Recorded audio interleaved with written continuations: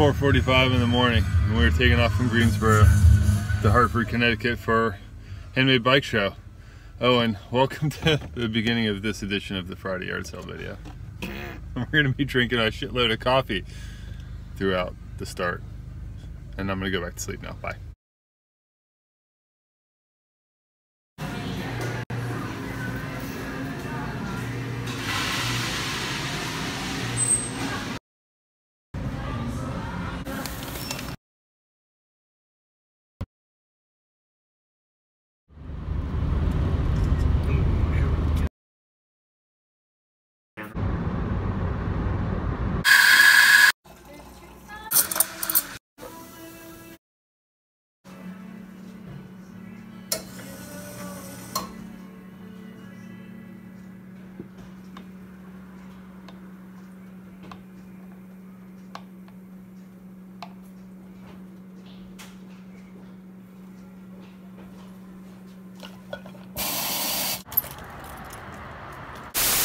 And that's why the brands have no idea how to effectively market.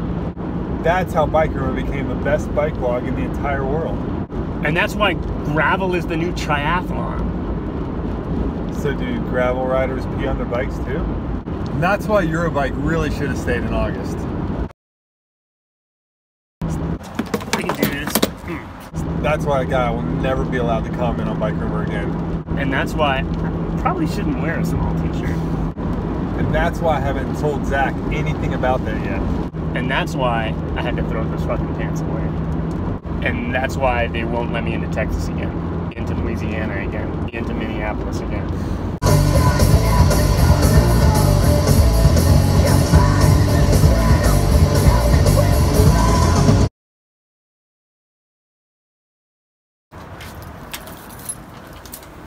We made it. Hey, I'm Tyler, and this is the Friday Yard Sale live-ish from NAHBS. So Watts and I finally made it after about 12 hours in the car, and we figured rather than just Watts and I sit around this time, since we've got this wealth of talent here with us, we would pick a few folks from the industry and some friends. So I'm going to let everybody go through and introduce yourselves, give us like 2 seconds of who you work for, what you do. My name is Alec White, work for White Industries. We make bicycle components manufactured in California, right in our own shop. And my name is Danielle, and I am a custom builder based out of Toronto, Canada.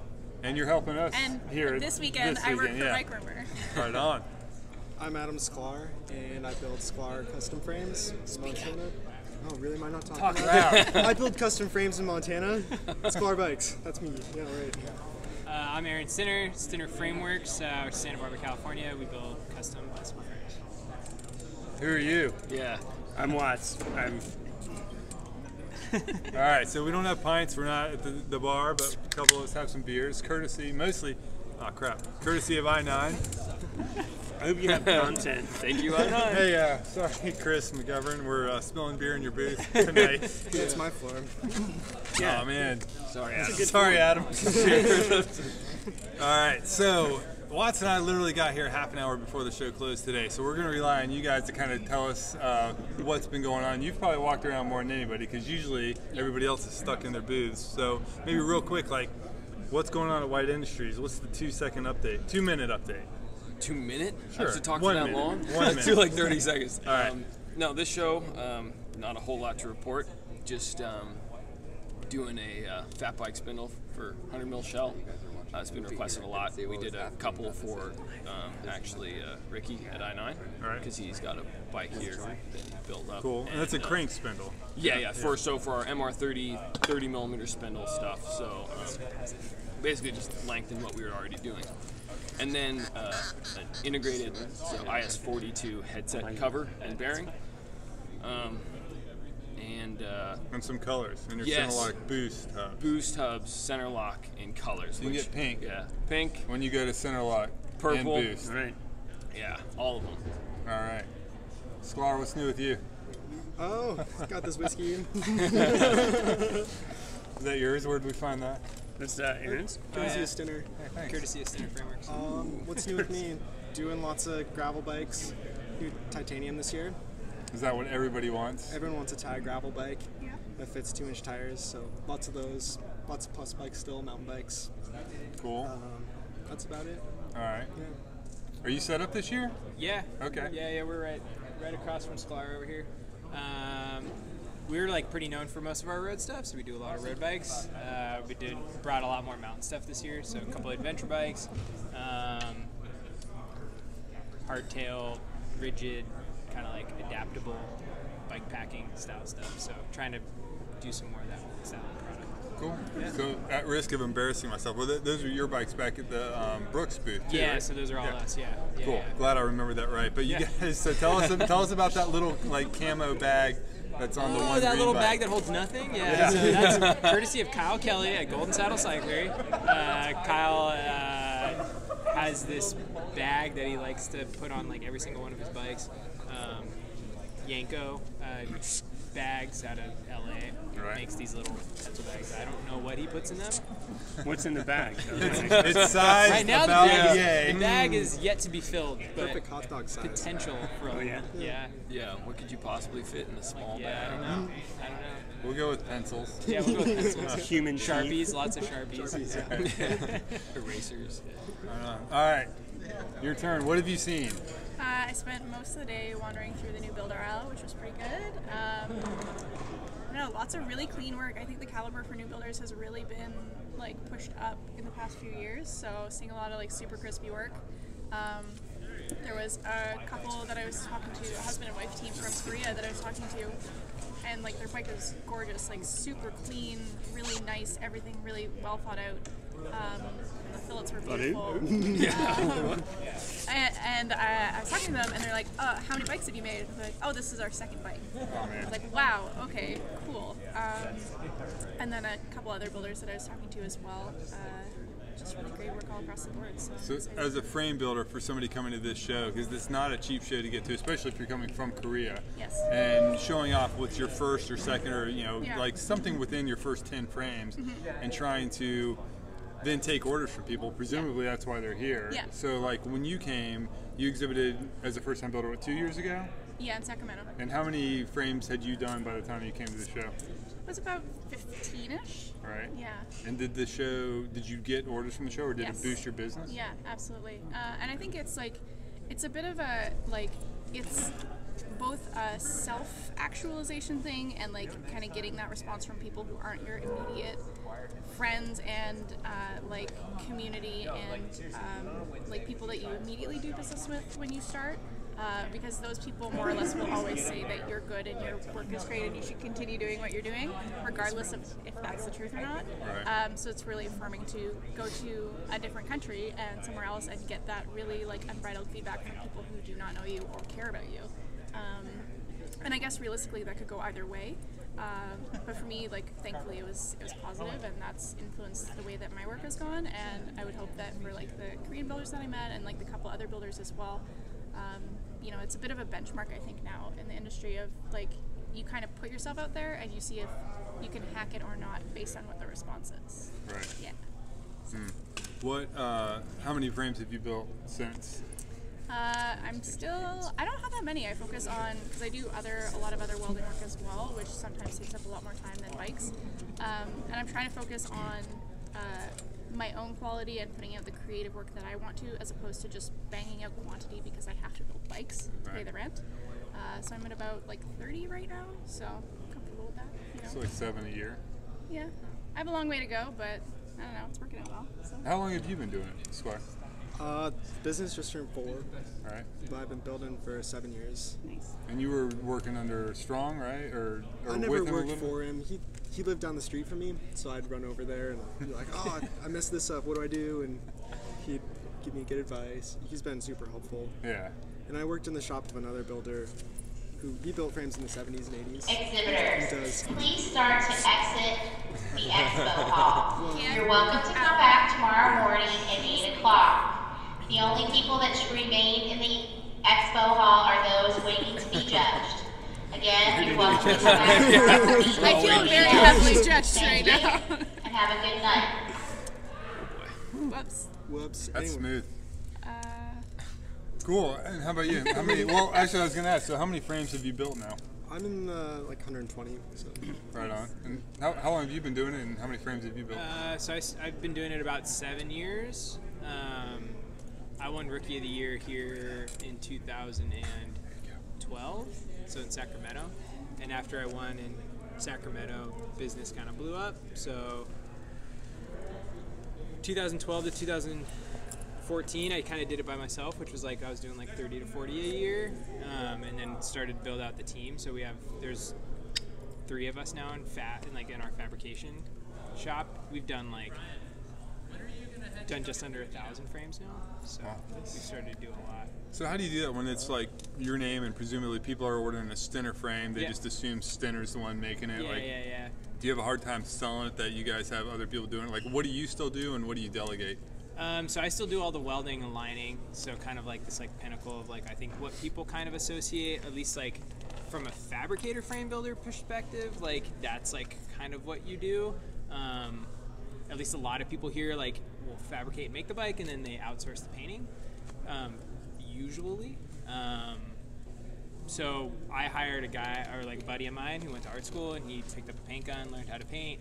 So he does all the painting now, and I was doing all the fabricating and welding, and then kind of like got to a point where we needed a little bit more help. So we have a fabricator that fabricates everything, cuts the tubes, and then I weld everything.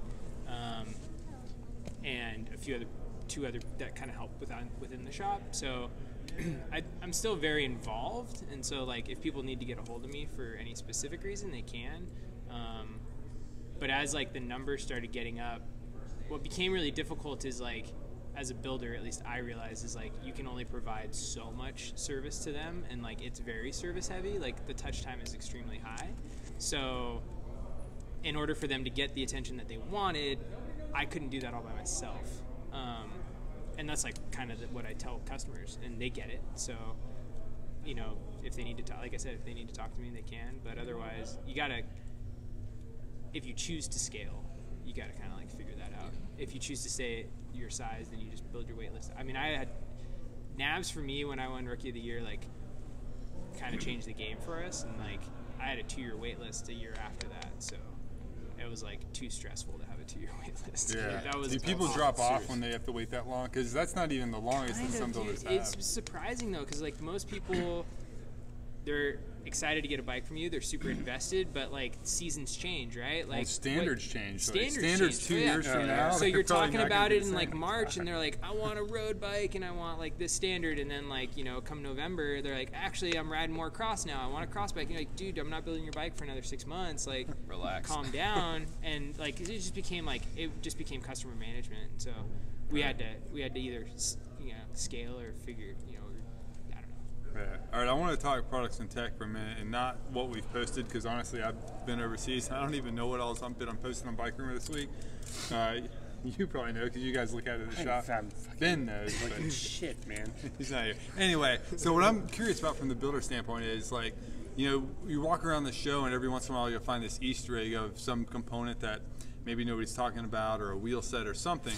Is that true? And so, like, you know, you guys probably do this once in a while. I'm guessing, because this is what I've seen, is component companies will kind of seed something new to a well-known builder, and, you know, those of us who are really observant or walking around will be like, I haven't seen that before, and then we'll talk, and it's kind of like you find this new prototype part or something on, you know, like a bike from Sklar or Stinner or whoever. So do you guys have the brand, like component brands approaching you guys and saying, hey, you know, like, do you want wheels for your bikes because they want the exposure, and like how often do you get something cool, and if you do, like, what's coming? What have you seen that we don't know about? Well, last year I got to try out some new headsets from Alec, and that was cool, and I've been using those a lot. Nothing new. This year has been less new stuff this year, I think. Yeah, don't spill all my secrets. Except for all the secrets I know. I'm not allowed to say. Yeah. So who you get, like, I'm trying to look, your bikes are all sitting behind us. It's hard to see. So you've got kind of a mix. You've got King hubs and i9 wheels and stuff. I suppose I got like the new stem from Paul. I'm trying not Paul to like sent me new stuff when they had that come out. with my Their new 35mm stem. All right. Other than that, Simworks, I got their new fenders on there. Do you have any Super Boost bikes back here? No, I'm not gonna do Super Boost for a minute. For a minute? Sorry, it's until I don't know. Well, you don't need Super Boost for gravel bikes yet. I don't know. Yeah. You could though. I mean, you could. Why are you limiting gravel bikes? Yeah, Just why? one little corner, man. Come on. Myopic.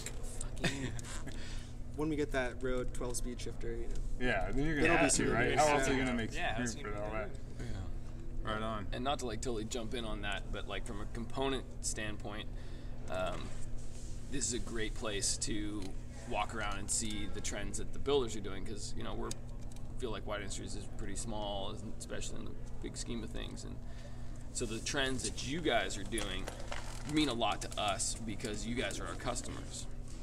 And so do they come to you and say, hey, you know, like we need a hub or a headset or a crank, what a bottom bracket that does X? Yeah, and there's some builders that are more like driven in the sense they're gonna like push me to like, hey, this is what I'm doing, this is what I want you to do.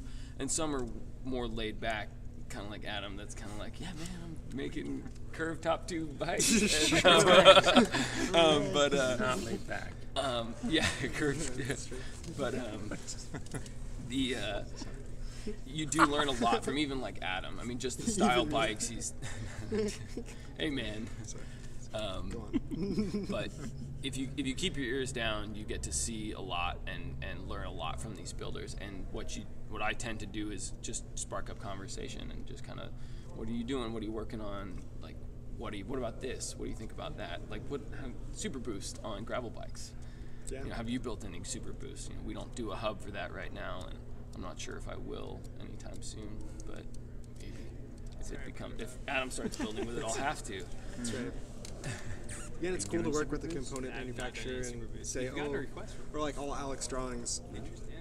They have, like, if I want to design a bike around a SRAM crank, I have to dig so hard to get all the numbers off that. But I can go to White Industries and find all the numbers I need on the drawing for building a frame, because they've talked to all the frame builders, and it makes it super easy. And they're all made in the U.S. by people you know. Yeah. And that part's awesome as well.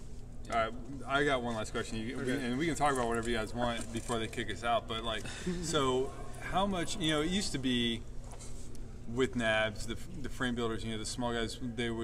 You guys have such a luxury of doing whatever you want, right? So like, you guys could try something new, and if it worked well, or you could introduce new concepts here that then all of a sudden the big brands started picking up on. Do you see that still the case, or do you feel like you're chasing after what the big component brands and the bike brands are doing?